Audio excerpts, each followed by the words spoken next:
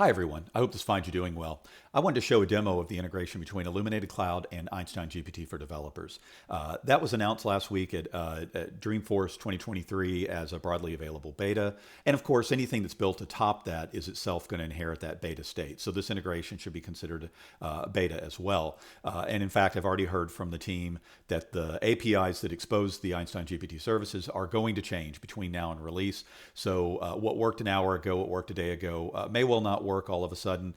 If so, let me know. I'm going to try to track any API changes. I'll try to update for them and keep this integration healthy, but you may run into it before I do. So just shoot me an email or open an issue in the public issue tracker. So with that preface out of the way, this new integration is going to build on top of the work that I've been doing over the last, say, month or so with Apex code generation, where I've added the ability to do generation of otherwise kind of boilerplate rote code, things like constructors and getter setters and toString equals hash code. So it's going to build on top of that, and it's going to be activated by the same, basically the same mechanisms. So you'll see the keystrokes I'm using throughout this demo in a little banner at the bottom, so you can see what they would be on Windows, Linux, or on Mac. So I'm going to go ahead and start code generation. You can see some of the same options that were there before: constructor, override methods, implement methods, copyright. But you can also see, of course, using Einstein GPT. When you activate that, you're going to see this dialog, and this dialog is going to be kind of the primary interface to working with Einstein GPT and Illuminated Cloud. So you can see at the top, you can enter a prompt, and we could say something like, create a trigger handler for blah, blah, blah. In the spirit of kind of keeping this demo moving along smoothly, you can see the middle and bottom portions of this dialog are a history of previous successful interactions with Einstein GPT, and we're actually just going to use that. So you can obviously enter something, but with each successful interaction, it'll be recorded in this history table. Now, you can manage this history table by deleting one or more entries, clearing it completely, things like that. You can also navigate up and down. You can see in the legend here. So let's just go. I'm going to go ahead and replace what I have here. I'm going to go to this bottom one. You can see what the prompt was. You can see what the generated code was. Pretend you didn't see that. Act like I just entered this for the first time. And we're going to go ahead and activate this. Now, what are we activating? So we're going to ask Einstein GPT to generate a method. We can see that clearly stated here. That's an implementation of Fibonacci. I want it to be a recursive implementation, and I want it to take one input value and return the Fibonacci of that value. The more specific that you can be in your requests, the better the result is going to be in general. And there is a nice kind of iteration mechanism in place here, kind of a wash, rinse, repeat cycle that you can do to continue to improve based on what you see in the kind of first, second, third response from Einstein GPT. So we'll go ahead and activate this. It's consulting with Einstein, and inserted what looks to be a valid and correct implementation of Fibonacci in Apex. So we can see that it is a method. We asked for that. We can see it accepts an input. It returns an output. It is in fact recursive. And you can see a little Einstein gutter icon here, and that's going to give us some dispositioning actions that we can use for saying for reporting the quality of the result that it provided. Do we want to accept this? Do we want to accept it with feedback? Maybe it was 95% right, so we're going to accept it, but we're going to provide a little feedback on what we had to change. Do we want to reject it outright? Do we want to reject it with feedback? I do recommend, if you're going to reject, you reject with feedback that describes exactly why you're rejecting it, because of course, this is kind of the better the information the model has, the better the results are going to be. And we're all kind of assisting in improving that model at this point by providing it code and providing it feedback on what the responses it provides. In this case, let's say edit, and I'm going to show just kind of how that wash, rinse, repeat cycle would work, even though it looks correct. So that's going to bring us back into this dialog. You can see it started with the exact same prompt. I'm not going to change anything about it. I'll actually show an example where I would, through a couple of cycles, continue to improve it. But for now, let's just go ahead and have it regenerate the same thing. And here we are again. And in this case, we can use the context actions to show the same things that happened when I clicked on Einstein over there. And we'll just accept this. This looks pretty darn good. Okay, so let's generate some more code.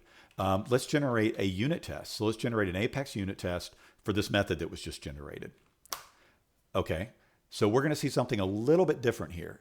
It generated an entire Apex class, a unit test class. And that unit test class, so certainly you can have inner classes, interfaces, and enums, but in this case, you'll see that it is not valid as an inner class. And the reason is that the test method inside of it is static, and you can't have static members of inner classes. So we pretty much have to generate this as a top level class or skip it.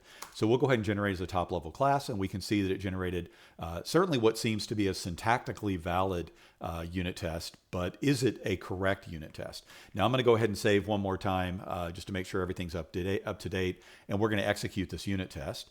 All right, so we'll go down here and say that we want to run this, and I think what we'll find is that we get a failure, and in fact we did.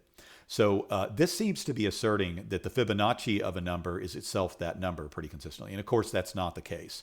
So the Fibonacci of 2 is 1. The Fibonacci of 3 is the sum of the previous two. So 1 plus 1 equals 2. The fib of 4 is going to be the sum of 2 plus 1. That would be 3. So then the Fibonacci of 5 is going to be 2 plus 3, which is 5. So that one's correct. So it looks like we've fixed this. Let's see if we have. So we're going to save this to the server. And as soon as that's done, we're going to rerun all of our tests, failed tests, and we should see that everything's fine. So good, we just fixed that. So if Einstein were still sitting here in the gutter, we made some modifications so he's not. If he were still sitting in the gutter, we provide feedback there. But we can certainly do that through our history. Here's the history entry for that generated code. So why don't we go ahead and accept this? But then we can provide, you can see that we got a little check mark here now. But we can provide some feedback. Overall, not bad, but some of the expectations were incorrect. And by best practices, it should use assert.star methods. All right, so we'll provide that feedback. We can see that. We can see that Salesforce has said thank you for the feedback. All right, let's try something else. Let's try generating some inner types. Let's generate an enumerated type of colors. All right, so it's coming up and telling us that similar to what we saw last time, but notice we have two options instead of one. So it's saying that we generated an enum. This enum is valid as an inner data type, but we can also generate the top level if we want. So let's go ahead and do this as an inner data type, and we can see that it inserted a valid color enumerated data type. Looks pretty good. Let's do that again, but let's generate a comparator interface, something that basically has a compare that takes two objects, returns an integer that is their relative positioning. So we'll go ahead and do this, and we're going to be faced with the same prompt. But in this case, let's go ahead and say we want comparator at the top level, and we have a problem. And the problem we have is that we already have a comparator interface available at the top level, or a comparator top level type. So we have to give it a unique name. So we'll go ahead and say comparator GPT, and it will now correct that for us. Again, it's trying to keep us from getting into trouble. If the code that's generated is invalid, as I'll show later, it's going to tell us about that. If the code that's generated when inserted will cause issues, it's going to tell us about that. So try to keep things healthy. So this generated a valid comparator interface for a language that doesn't support custom generic types, of course. Okay, let's move on to the next example. And let's try to generate something that doesn't result in declarations, full declarations. So far we had a method, we had a unit test class that contained a unit test method, we had an interface and an enumerated data type. Let's try generating something that's smaller than that. It's say an expression or a statement or a query. So we asked it to generate a SQL query for accounts with revenue of at least 1 million. And it did exactly that, and that looks valid. And in fact, it's telling you that. So it contains valid Apex or SQL, but they're not declarations, so we can't really insert that somewhere. We don't have a home for it yet. I may improve this in the future to add scaffolding automatically, but you can go ahead and copy this right now. You could go ahead and add it to your history if you wanted to. But why don't we go ahead, in fact, let's just go ahead and say done. And let's show that we can copy this and we can actually use this to run a query. So this is a fresh scratch org, so there's no rows returned, but you can see that that was valid. All right, so let's go back over here and go back to using Einstein GPT, and we'll go back to that generated query, and it's going to say the same thing, right? So let's see if we can improve on that. Let's add and assign the result to a list. All right, let's see what that does. Okay, so it did change, and now it is not just a raw standalone query, but it actually is an Apex statement that assigns this result to a list. It's an unterminated statement, but it's a valid statement. Let's see if we can do a little bit better than that and return that list from a method. Okay, so now we get a different behavior. So evidently that generated an account controller. It's not a bad name for what we've asked if you had to find a home for that method. It generated an account controller. We can't add that to this interface. So we'll go ahead and add that as a top level class, and let's see what we have. So we have a method, get accounts with revenue. Not a bad name. It should maybe be revenue over a certain number. Maybe we can refactor that out to take a parameter. And it has the query that we had assigned to a list, and it returns that list. Honestly, pretty much what we asked for. That's pretty darn good. So I guess we'll go ahead and just accept that.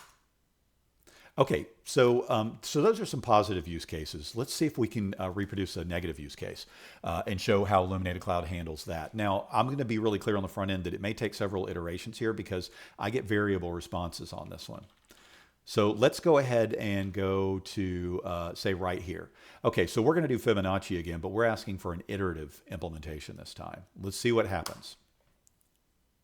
Okay, so good. It started with kind of something negative. It didn't even produce code. It said I couldn't produce code. Do you want to try again? So we could send feedback to Salesforce, and this would say it didn't generate valid code. It's automatically set up for a reject. It's going to remember the state of send feedback to Salesforce as we do this. So whatever you check will be that way. It'll be that way in the dialog next time. Why don't we go ahead and edit and try again? And I'm going to show you that. Hopefully, I'm going to show you that the same request right now with the model can result in different responses. May take me a few times to do it. Okay, there we go. So it generated a valid iterative implementation of Fibonacci. And sometimes it generates one and it generates it in, say, Java. So it'll be using the int primitive data type instead of integer, which is valid in Apex. So you may get some variability here. But the point is unless it's valid Apex, Illuminated Cloud is going to prompt you and tell you that it doesn't want to put this code by itself into your existing classes, into your existing editors. You can copy it, you can do that yourself, or you can report it to Salesforce. So it tries to keep you out of trouble. All right, so that's what I wanted to show. I certainly encourage you to give this a try.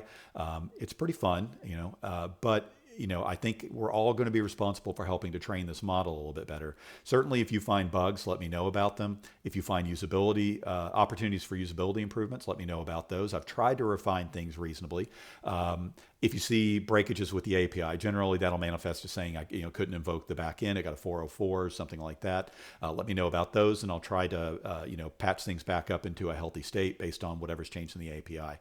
Otherwise, like I said, have fun with it. I'd love to hear your impressions. And thank you very much for your time. Take care.